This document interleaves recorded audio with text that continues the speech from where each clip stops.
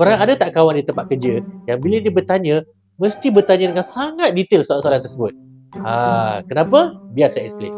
Kemungkinan besar kawan korang tu adalah seorang purple brain. So, cara berfikir seorang purple brain adalah dia sangat sukakan detail.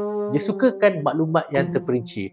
Sebab bila dia nak buat kerja, dia bukan buat kerja macam ala kadar saja. Dia kalau boleh nak ada step 1, 2, 3, 4. Kalau boleh ada plan A, plan C, plan D. Sebab kalaulah dia buat kali kedua, dia hanya perlu ikut saja sistem yang dia dah buat.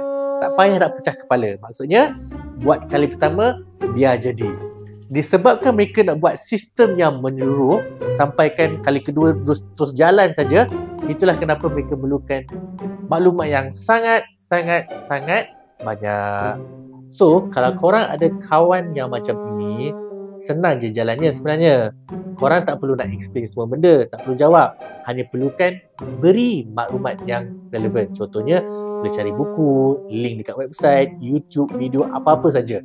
Ataupun proposal-proposal yang lama untuk diorang baca. Bila diorang baca, cepat faham. Nama saya Firdaus Johari, coach kreativiti anda. Fikir-fikirkan.